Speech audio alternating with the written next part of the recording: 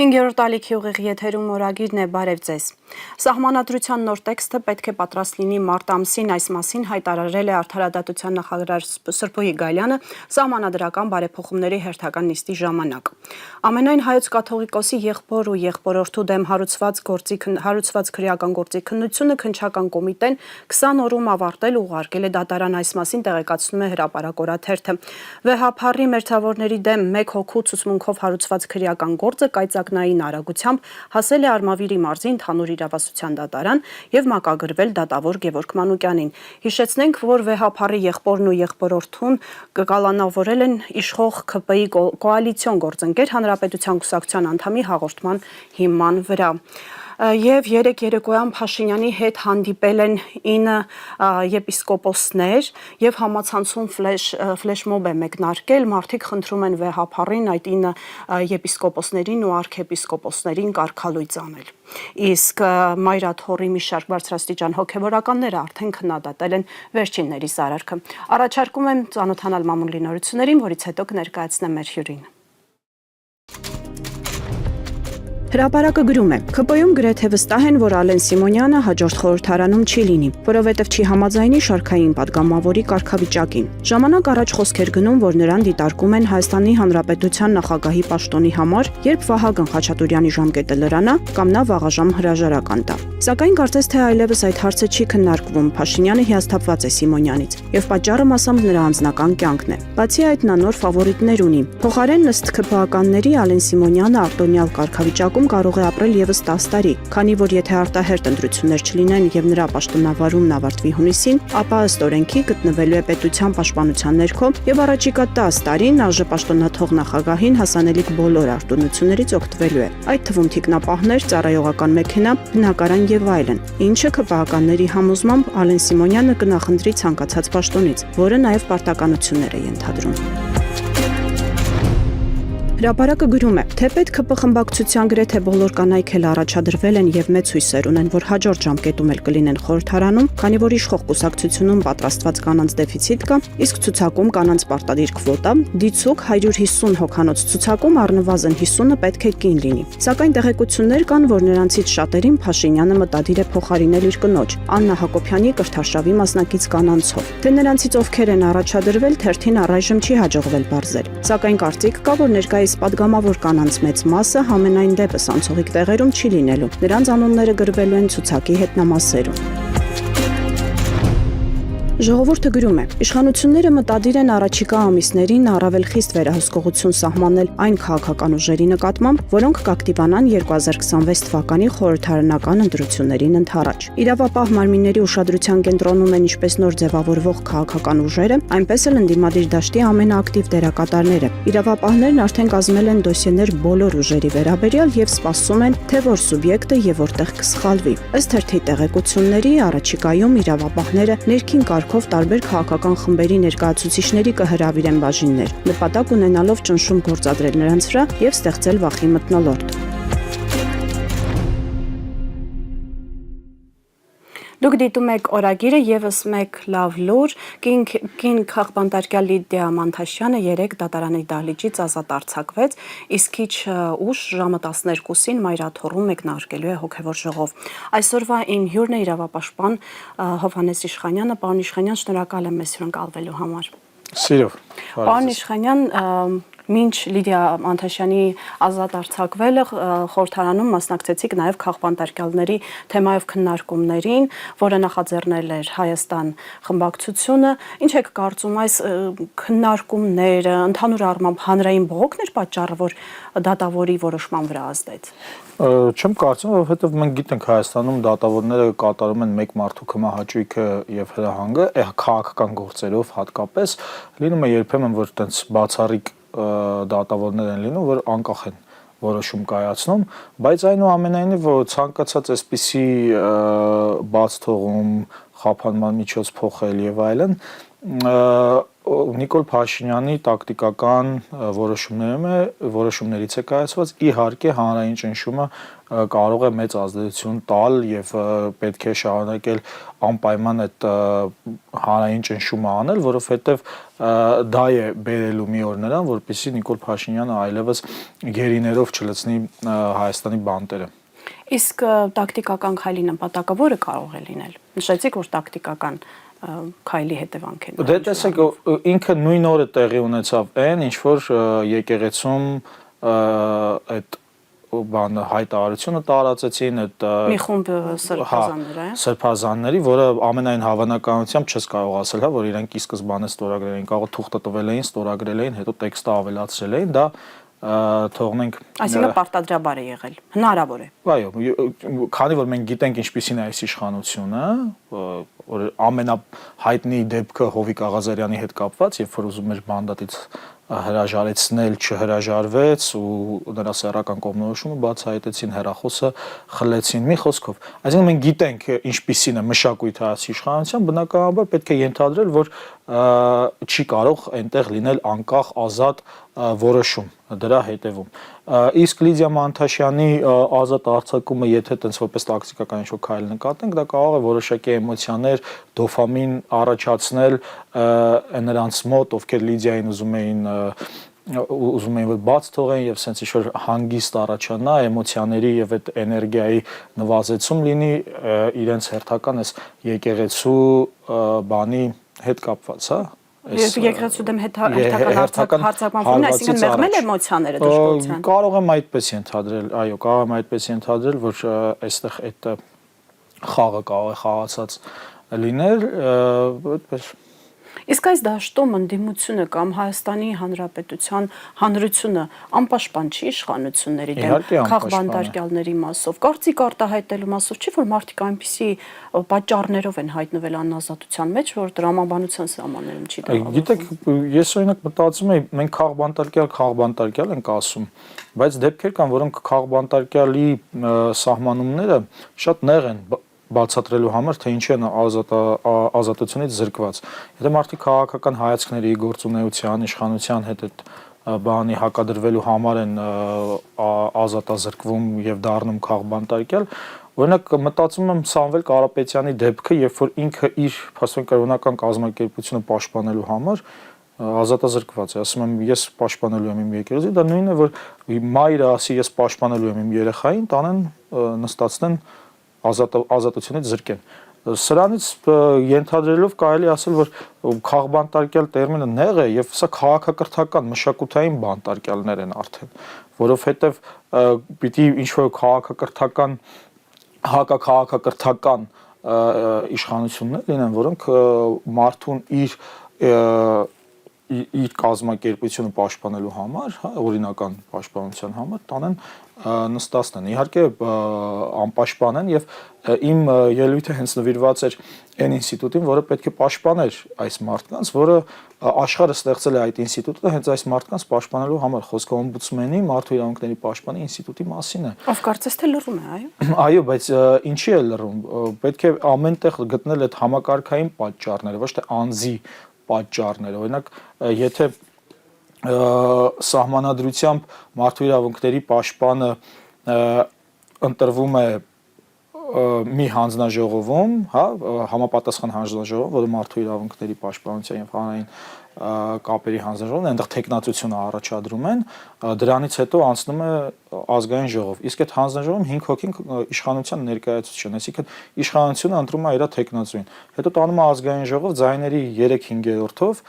ընտրվում է մարդու իրավունքների պաշտպան, այսինքն 3/5, եթե 71 հոգի է իշխանությունից, 65 հոգով կարողանում են ընտրել, այսինքն չեղավ որ անկախ ինստիտուտ է դա, ինչը պահանջվում է սահմանադրությամբ եւ մարդու իրավունքների պաշտպանության օրենքով եւ Փարիզի սկզբունքներով։ Եղավ որ իշխանությունից կախյալ գործիչ է, ընդ որում դատախազի նախկին տեղակալն է, սա էլ պետք է հաշվի առնենք, որ սա էլ նորմալ չի, երբ որ իշխանությունից բերում են մարդուն, մարդու իրավունքների պաշտպան են սարքում։ նախորդ իշխանությունների ժամանակ էլ այդ պրակտիկան այդպես Արման Թաթոյանը ոնց որ արդարադատության նախարարությունում էր, կարծեմ փոխնախարար ու այդպես դարձավ։ Սա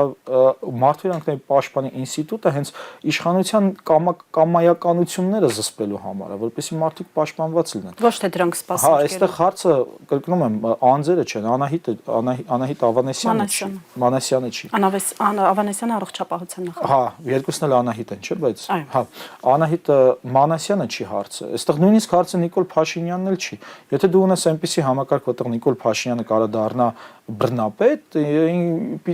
իշխանության մեջ գտնվող մարդը օգտվելու է դրանից։ Դրա համար կրկնեմ բանը, հա, այդ Ամերիկայի հայրերը ինչպես էին մոտենում սահմանադրությանը, նրանք մոտենում էին սահմանադրությանը այն սցենարով, որ իշխանության կարող է լինել աշխարհի ամենավատ մարդը։ Այսինքն որպեսզի հնարավոր լինի զսպել այդ վատ մարդու վատ ցանկությունները։ Պարոն Իշխանյան, ասում եք Նիկոլը բռնապետ է, բայց տեսեք, երեկոյան իր մոտ հանդիպման են գնում 9 սրբազաններ, հայ առաքելական եկեղեցու սրբազաններ, ովքեր դժգոհում են վեհափառի գործելավոճից, որ նա սատարում է Արշակ Սրբազանի չապացուցված, փորձաքննություն չանցած ինչ-որ տեսանյութի հարցով կոծկումը։ Իսկապես Նիկոլ Փաշինյանը բռնապետ է, թե նա վերհանում է ոլորտի խնդիրները կամ հայ առաքելական եկեղեցու վատ բարքերը, ուզում է մաքրել եկեղեցին, ինչի եք անընդհատ Արցախը հանձնած 355 եկեղեցի հանձնած հայ առաքելական եկեղեցու գրեթե 150,000 ներկայացուցիչ հետևորդների, բնականաբար ամբողջ 150,000 դժվար լինեին հայ առաքելական եկեղեցու հետևորդ, բայց 90, որտեղ ազգային փոքրամասնություններ կային, բայց 90%-ից ավելին հայ առաքելական եկեղեցու հետևորդ էին։ Մի խոսքով իրենց տուն տեղից զրկած բանը մարդը խոսում է եկեղեցու բարենորոգումներից, սա զավեշտ է իհարկե, մենք գիտենք, որ առաքելական եկեղեցու դեմ պատերազմը նա հայտարարել է այն պատճառով, որովհետև առաքելական եկեղեցին այն կազմակերպված կառույցներ, նաև համաշխարհային ցանց էր, որը բարձրացնում էր արցախցիների վերադարձի իրավունքը, որը, ասենք, դատական հայցեր էր ներկայացնում Ադրբեջանի բարբարոսությունների դեմ հայկական հետքը վերացնելու հետ կապված Արցախում, հա, եթե ասենք օրինակ քարին տակում եկեղեցի կարող է գտնեք, որը չի ավերվել, դա գուցե հենց հայ առաքելական եկեղեցու դիմադրության շնորհիվ լինի, հայ առաքելական եկեղեցին պատանների վերադարձի համար էր բարձրաձայնում, հիշում ենք Բեռնում, Շվեյցարիայում համաժողով կազմակերպեց եւ այդ հարցերը բարձրացրեց։ Եվ իդեպ հետ դրանից չէ՞ կարծես սկսվեց հարցակումները։ Հա, դրանից հետո սկսվեց, այդ անմիջապես դրանից հետո սկսվեց, բայց հիմա նայեք բանը, այս օգոստոսի 8-ի այս ստորագրված այս աղետը, որ չէ, այնտեղ կա 8-րդ կետ, որով ասում են պետք է պայքարեն ծայրահեղականության դեմ։ Իսկ Ադրբեջանի համար ովքեր են Հայաստանում ծայրահեղ, ովքեր որ ասում են հայերը իրավունք ունեն։ Վեհափառի ռևանշիստ են անվանում իրենք։ Ահա, խնդրեմ։ Այսինքն այս Ալիևի, այսինքն կանանց մասնատող բանին տարեցների ականջները կտրող խոշտանգող մանկահասակ երեխային Շուշիում որ աչքի առաջ մասերի բաժանող քնած սպային կացնահարող քաղաքակրթության բարբարոսության ավելի ճիշտ ոչ թե քաղաքակրթության ներկայացուցչի համար է անում Նիկոլ Փաշինյանը այս գործողությունները ընդդեմ եկեղեցու։ Մանավանդ մենք գիտենք, որ նրանք այդ իրենց բարենորոգումների հիմքը ընդունել էին որպես կուսակրոն քահանաների ուխտի խախտում, մինչդեռ այն մարդիկ, ովքեր որ հավաքված էին Նիկոլ Փաշինյանի շուրջը երեք, բնականաբար շատ ավելի հայտնի են որպես կուսակրոնության ուխտը խախտող, ընդ որում նաև Նիկոլ Փաշինյանի մոտ ծառայած մարդիկ որպես, այսինքն ինձ որպես քաղաքացի չի հետաքրում քահանան հոգևորականը խախտել է իր կուսակրոնություն, թե չէ, եթե նա օրինական դաշտում է սահմանադրության, ներպետական օրենքների, միջազգային իրավունքի, դա իմ գործը չի, դա ներքին եկեղեցու գործն է, թե իրենք ինչի են այդ կանոնը ընդունել, որ այդպես պետք է լինի, որ մարդը պետք է իրեն զրկի ընտանիք ունենալու։ Եվ ի վերջո ապաշխարության ինստիտուտն է գործում։ Հա, այսինքն դա ներ եկեղեցական գործ է, ոչ թե սահմանադրության 17-րդ հոդվածը խախտելով պետության պետության եւ կրոնական կազմակերպությունների տանջատումը գիտը խոթելու գործ, բայց հասկանալի է եւ քաղաքացիները պետք է ընկալեն, որ բնականաբար այդ ուխտ խախտելը չի այնտեղ, չգիտեմ, կոռուպցիան չի, փողի լվացումը չի, դրանք չեն, որովհետեւ Իսկ ինչ կոռուպցիայի մասին կարող է խոսք գնալ, եթե եկեղեցի գոյատևում է նվիրատվությունների հաշվին, պարոն Իշխանյան։ Դե չէ, հիմա ասենք այնտեղ փողերի լվացման դեպքերով կապված բաներ հետքը հիշում եք 2000 թիվներ, որ այդ Կիպրոսի օֆշորային պատմությունների հետ կապված դες Բայց կարծեմ այդ գլխավոր դերակատարը գնացել էր Նիկոլ Փաշինյանի հետ։ Հա, ու հենց ըստեղից քաղաքացիները, այդ թվում նաև Նիկոլ Փաշինյանի հետևորդները պետք է բնականաբար այն հետևորդները, որոնք գետ մի քիչ ազնվություն են, բնականաբար պետք է ոչ թե հարցեր տան, այլ հեռանան նրանից։ Ի վերջո 44 օրյա պատերազմ այդքան ստերից հետո այս մարդիկ իրավունք չունեն որևէ որոշում կայացնելու մեր համագեցության հետ կապված։ Իդեպ Նիկոլ Փաշինյանի գլխին կարծես թե սրբազան պսակ չի նկատվել, չէ, որովհետև եթե հիշենք իր արածները, ասածները, կայացրած որոշումները, դժվար թե նա այն անձներ, որ պետք է հենց եկեղեցին մաքրելու գործով զբաղվեր։ Առավել եւս նա այն անձը չի, որը կարող է Հայաստանում որևէ մաքրագործմամբ զբաղվել, որովհետեւ կրկնում եմ Արցախը Հայաստանը եւ վերջ ասողը եւ այդ աղետները մեր գլխին բերող, մեր սեփականությունը գողացող, մեր սահմանադրական իրավունքները խախտողը չէ, որ պետք է որևէ բարեփոխում անի, իսկ բարեփոխումները բնականաբար այս երբ որ կվերջացնեն սրանք իրենց գործերը, բնականաբար դրանից հետո անպայման գալու է։ Իդեպ ասեմ, մենք երեք Նայիրի Հոխիկյանի հետ հասարակական գործիչ գիշերը գնացինք Էջմիածին, միաբանների հետ հանդիպեցինք եւ առաջարկ եղավ, որ այսօր ովքեր որ ուզեն տենց իրենց աջակցությունը հայտնել կաթողիկոսին, կարող են առավոտը ժամը 9-ին գնալ այնտեղ եւ չգիտեմ լայվ անեն կամ ինչ-որ բան անեն, որով իրենց աջակցությունը կարող են հայտնել ու շարունակենք կաթողիկոսին աջակցություն հայտնել։ Հա, Նայիրի Հոխիկյան երևի հիմա այնտեղ չի արդեն, բայց ամեն դեպքում սա process է, որը անընդհատ կարելի է անել։ Հատկապես որ ժամը 12-ին հոգեվոր ժողով է լինելու։ Հոգեվոր ժողով է լինելու, այո, եւ այսինքն անընդհատ կարելի է գնալ որպես բան, հա, հնարավոր տարբերակ թե ինչ կարող է անել քաղաքացին այսօրվանից գնալ այնտեղ լայվ անել եւ իր աջակցությունը հայտնել կաթողիկոսին։ Իհարկե սա այն լծակը չի, որով մենք կարողանալու ենք այս եկեղեցու զավթման process-ի թույլ չտալ, բայց որոշակի տենց էմոցիոնալ, էներգետիկ ինչ որ լիցք հաղորդելու միջոց է։ Պարոն Իշխանյան, առաջարկում եմ մեր զրույցը շարունակել մամուլի նորություններին ծանոթանալուց հետո։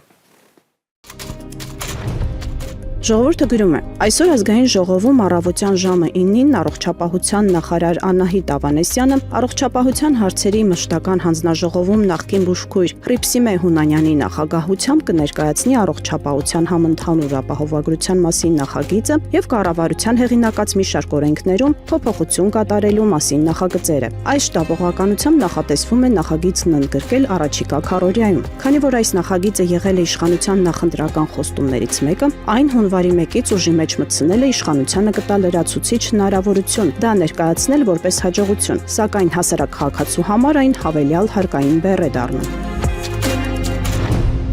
Ժողովրդի աղբյուրների տեղեկացմամբ Նիկոլ Փաշինյանի իշխանությունն արդեն ունի իր նախընտրելի թեկնածուներին ամենայն հայոց կաթողիկոսի հնարավոր հաջորդի համար։ ԱՄՆ հայոց արևմտյան թեմի առաջնորդ Հովնան arczepiskopos Տերտերյանը եւ Մեծի տան Կիլիկիո կաթողիկոս Արամ Առաջինը, որոնք կպահեն լոյալություն, մինչև տեսնեն, թե իրավիճակը ինչպես է հանգուցալուծվում։ Ինչպես հայտնել են թերթի աղբյուրները, իրավապահները արդեն սկսել են թեմական առաջնորդների անհատական այցերը։ Գործողությունների հաջորդ քայլերը կարող են լինել հետեւյալը. Գարեգին երկրորդի հնարավոր տնային կալանք կամ մեկուսացում, Արշակ Սրբազանի կալանավորում եւ վերջում Գարեգին երկրորդի կողմից հրապարակվելիք հրաժարականի նամակ մեկուսի պայմաններից։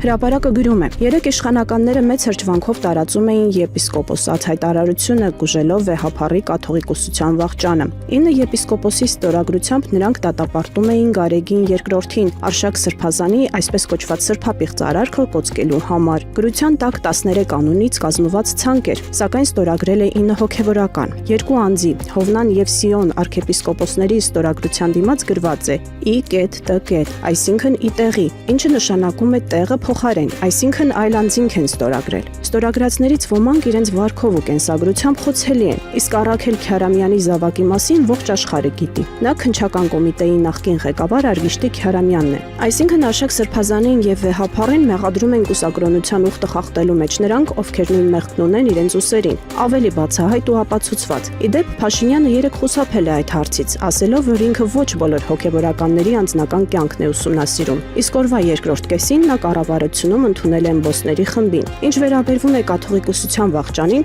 ապա Մայրաթոռում 18 եպիսկոպոս կա, 26 արքեպիսկոպոս, որից ընդամենը 9 է ստորագրել։ Օրագիրը շարունակում է աշխատանքն ուղիղ եթերում։ Պարոն Իշխանյան, հրապարակը գրում է, որ Նիկոլ Փաշինյանը այդ հանդիպման ժամանակ ասել է, որ ոչ բոլոր հոգևորականների անձնական կյանքն է իրեն հետաքրքրում, փաստացի մերկացնելով, որ իրականում խնդիրը ոչ թե Վեհափառի կուսակրոնության ուխտը խախտելն է, այլ մեկ այլ նպատակ է հետապնդում։ Ի վերջո սա Արշակ Սրբազանի նզովքը չներելն է, Վեհափառի Արցախի հարցը բարձրացնելը չներելն է, թե հայ առաքելական եկեղեցու դեմ պայքար է։ Դե նայենք բանի մենակ այս ինստիտուտում չէ, օրինակ դատավորներից ում անցյալն է կենսագրություններ հետաքրքրում Նիկոլ Փաշինյանին։ Ովքեր չէին WhatsApp-ով նամակների։ Հա, այլև մինչև WhatsApp-ը ամենասկիզբ գնանք, հա, ովքեր որ փաստորեն չեն ենթարկվում Նիկոլ Փաշինյանի անօրինական կմահաճույքներին։ Առաջինը հարվածների տակ ընկավ Դավիթ Գրիգորյանը եւ Ալեքսանդր Ազարյանը, որը փաստորեն նույնիսկ անցյալը այնքան տնտղեցին, ոչ մի բան չգտան, որ բոհի ղեկավարին ուղարկեցին, որ այդ գիտական աշխատանքի մեջ մտնի։ Գիտական աշխատանքի մեջ մտավ, հանրային հեռուստատեսությամբ sense խառը մի հատ ներկայացում արեցին, թե նա պլագիատ է արել, ընդ որում դա էլ հերքվեց, բնականաբար ասենք։ Բայց կարևորը մակարդակի դատավորը, հա, էլ ինչ պլագիատի մասին։ Հա, բայց արեցին, վարկաբեկեցին, այսինքն խնդիրը վարկաբեկելն էր, որ մնացած դատավորների մոտ վախ առաջացնելը, որ ձեր հետևից կգանք, եթե դուք էլ փորձեք անկախ լինել, եւ Դավիթ Գրիգորյանը վերջերս ընդհանրապես արդարացվեց, մի հատ ինչ-որ եսի ինչ էին գտել ու տենց գործ էին սարքում, Հրայր Թովմասյաններ մյուսը Սահմանադրական դատարանի նախագահներ են ժամանակ, որ նույնիսկ գնացին իր տարեց հոր մոտ ածո ուղարկեցին աղջիկների դեմ, հա, ինչ-որ sense բաներ գործի հետ կապ չունեցող անձանց կապ։ Ու հիմա փաստորեն նրան հետաքրքրում է այն անձիկ, որոնք փաստորեն իր ապօրինությունները չեն կատարում, ազատ, անկախ մարդիկ են։ Ես ուզում եմ հիշեցնել, որ Հայաստանի Հանրապետությունը իրավական պետություն է, որը ստեղծվել է հետսովետական այդ անազատություններից ազատվելով եւ ազատ ու անկախ դառնալու համար։ Իսկ ազատ նշանակում է, որ քաղաքացին պետք է ազատ լինի իր ընտրությունների օրինական որոշումներում եւ մեր պայքարը 90-ականներից անկախությունից սկսած հենց այդ ազատ մարդուն կերտելու համար էր, ոչ թե բան ինչ որ Փաշինյանը ենթականեր եւ նրա կմահաճույքը եւ նրա ցանկությունները կատարող քաղաքացի ստեղծելու համար եւ հենց ըստեղ էլ որ հոգեվորականները անելիք ունեն անցալելու որ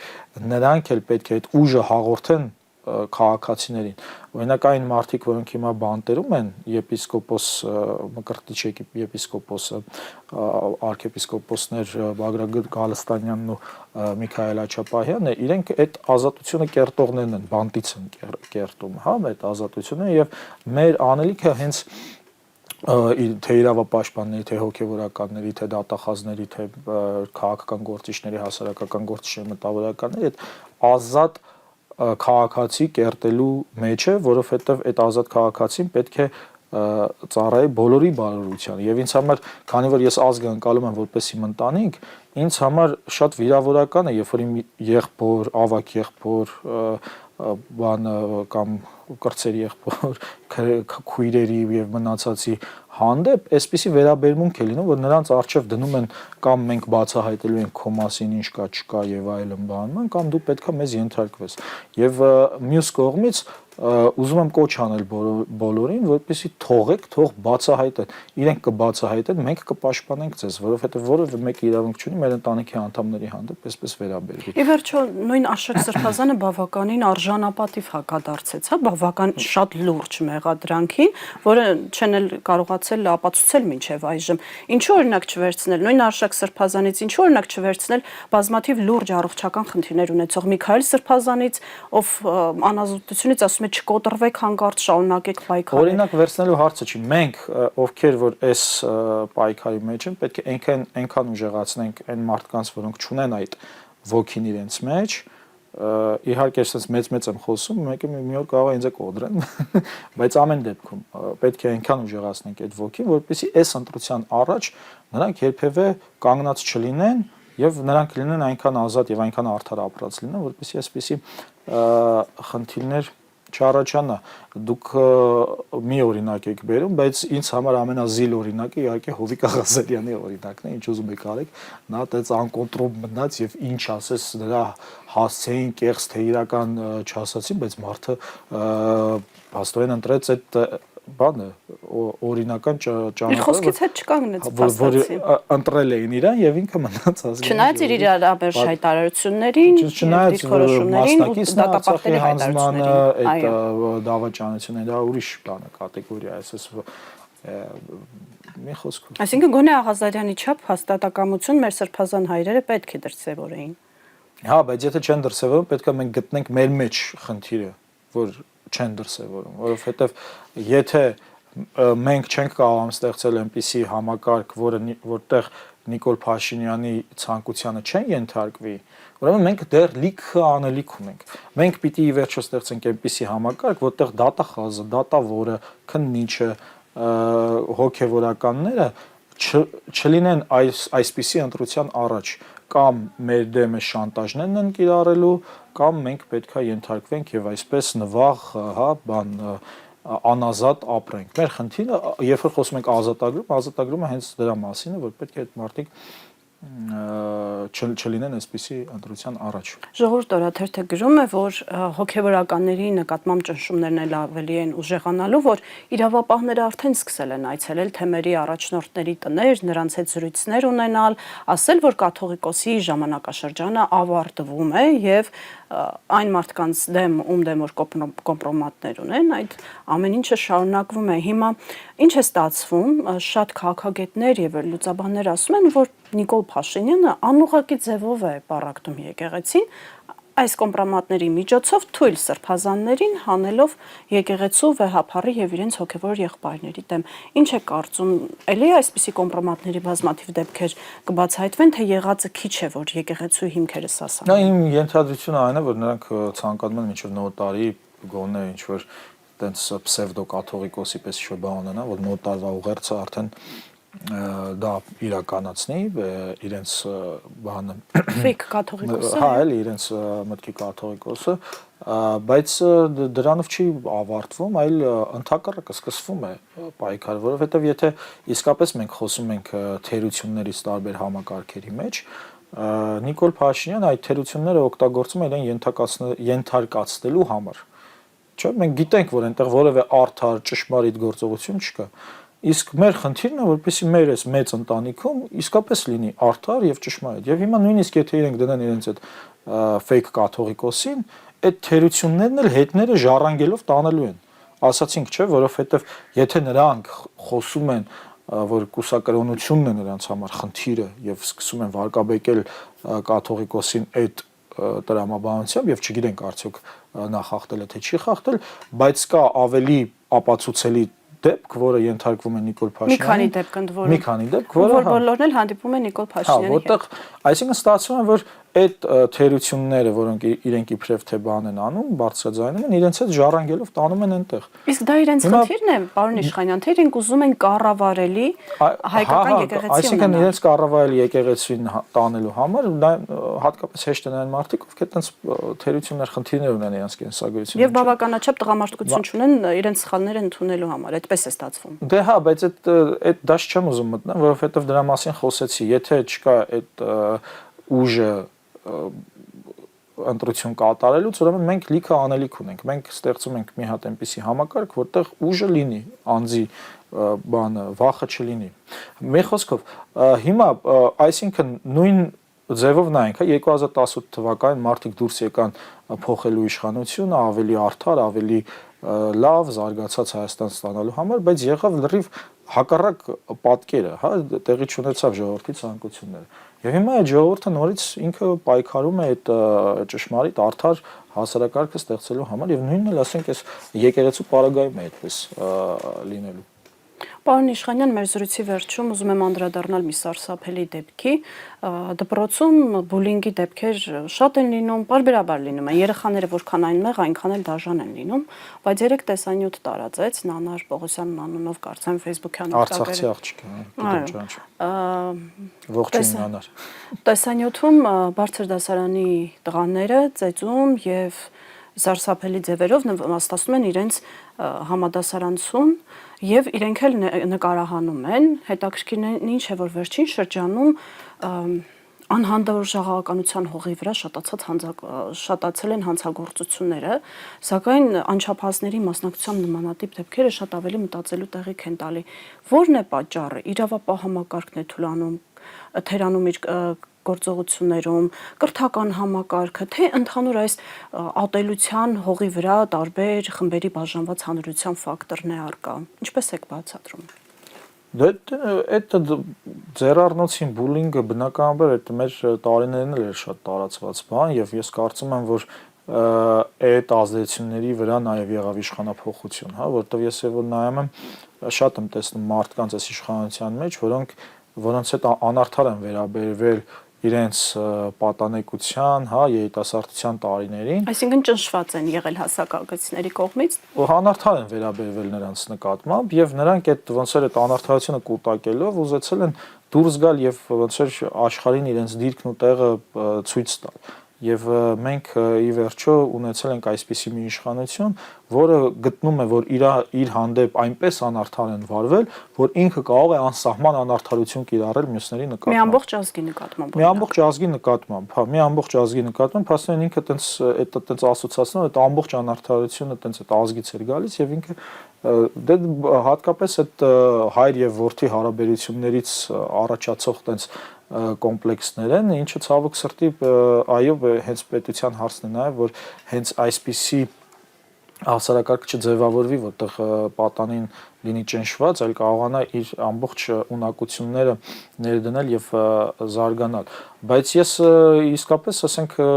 խորհուրդ եմ տալիս այդ տղաներին, պատանի, որ այդ հաշվի առնելով, թե ինչպիսի իշխանություն եկավ Հայաստանում, մի քիչ ավելի